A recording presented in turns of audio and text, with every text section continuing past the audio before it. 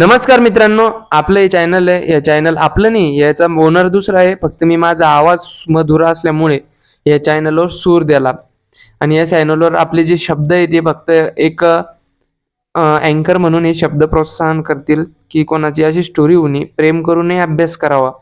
रिकामं लंपट धंद्याच्या मागं लागून उद्देश विसरून चालणार नाही, कारण जे शरीर सुख भेटतं ते येणाऱ्या काळामध्ये कधी ना कधी भेटणारच आहे. अशीच एक नवीन स्टोरी घेऊन आले ते आपल्या कृष्णा शिरसाट, राहणार बीड. आपण पाहिलं की यांच्या लग्नालोकची स्टोरी पाहिली की कसं त्या पोरीनं, कसं माहितीये का, एक सोडून गेलं म्हणजे दुसरं चांगलंच भेटतं. फक्त आपण चांगलं पाहिजे. आपण चांगलं तर जग चांगलं, नाही तर बस धिंगाणाच आहे. कसं आहे, आपण एका गोष्टीच्या मागं लागलं ती गोष्ट आपल्या पुढे पळते. तसं यांच्या संग झालं. आणि ज्या गोष्टीच्या मागं लागलं नाही ती गोष्ट स्वतःहून येते, किंमत नसताना बी. तर तरी आता आपण यांच्या स्टोरीला पुढे पाहूया काय म्हणणं द्यायचं तरी. तर मी कृष्णाजी शिरसाट, जे बीडचे राहणारे, त्यांच्या लाईफमध्ये एका पोरीनं त्यांना आयुष्याचे धडे दिले.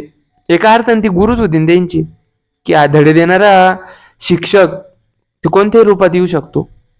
असंच नाही की ते फक्त शाळेत शिकवणारा, कॉलेजमध्ये शिकवणारा हा शिक्षक राहायला पाहिजे. शिक्षक म्हणजे प्रत्येक ठिकाणी शिकवणारा. तर ही मुलगी बी त्यांच्या आयुष्यात एक शिक्षक म्हणूनच आली. आणि आपण कृष्णा यांना बोलूया की यांची पुढची स्टोरी जी लग्नापासून होती कंटिन्यू करते. घ्या कृष्णाजी. धन्यवाद. पुनश्च मला तुमच्या या प्लॅटफॉर्मवर बोलायची संधी दिली, याबद्दल तुमचे मनपूर्वक धन्यवाद. तर मी सांगत होतो की त्याच्यानंतर माझ्या घरच्यांनी मला तिच्यापेक्षा सुंदर, संस्कारी, सुशील मुलगी बघून दिली. आज ती माझी बायको आहे. MD गायनेकोलॉजिस्ट आहे ती. तर मग झाला असं इतकं. पण आता यांनी मला आग्रह केला की तुम्ही ब्रेकअपमधून कसे सावरले, तुम्ही स्वतःला कसं सावरलं, आणि तुम्ही तरुणांना काय संदेश देऊ इच्छिता. तर मी तरुणांना एकच संदेश देऊ इच्छितो की प्रेम ही जी नावाची गोष्ट आहे, प्रेम नावाची गोष्ट सोपी नाहीये. म्हणजे प्रेम दोन्ही बाजूनं असावं लागतं ना हो, की फक्त एकाला निभवायचं आणि एकानं फक्त जीव लावत जायचा आणि एकाने टाइमपास करायचा. असं जर नातं असलं तर ते कधी ना कधी तुटतंच. फक्त त्याचा वेळ असते ठरलेली की ते तुटणारच. फक्त वेळ यायची वाट बघत असतं ते नातं.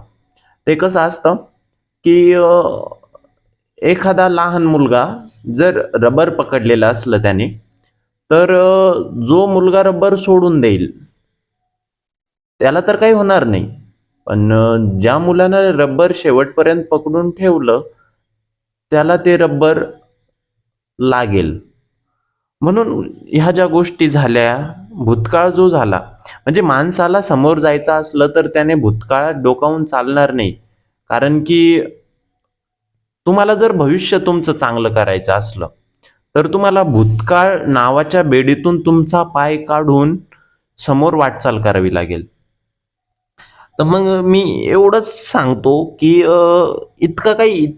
तुम्ही इतका काही हे नका करू ह्या गोष्टींना, की आता मला ही मुलगी गेली सोडून तर मग आता माझं काय होईल वगैरे वगैरे. काही नाही, काही नाही, काहीच नाही होत कोणाचं. कोणी मरत नाही कोणा वाचून. इथं आज मला तो एक वारकरी संप्रदायातला अभंग आठवतोय की नाही रे नाही कुणाचे कोणी. तर इथे कोणीच कोणाचं नाहीये. हे जग नश्वर आहे. आत्मा हा फक्त, म्हणजे हे जग नश्वरच आहे ना. मग ह्या नश्वर जगामध्ये जर तुम्ही अशी गोष्ट शोधताय की जिचा अंतच होणार नाही, तर तुम्ही चूक करताय. म्हणजे इथे हाडामासाच्या गोळ्यामध्ये आत्मा टाकला की शरीर तयार होतं. आणि तुम्ही जर त्या शरीरामागं तुमचं कर्तव्य, म्हणजे मला जर एखाद्यानं विचारलं ना की कर्तव्य महत्वाचं की प्रेम महत्वाचं, तर ऑब्विसली मी हेच सांगणार आहे की कर्तव्य महत्वाचं. कारण की प्रेम आज नाही तर उद्या भेटतं, पण कर्तव्य म्हणजे काय, की बापानं आपल्या मुलाचं काय कर्तव्य राहतं, की आपल्या बापांना आपल्याला तिथं शिकायला पाठवलं तर आपण शिकायचंच, खायची नाही.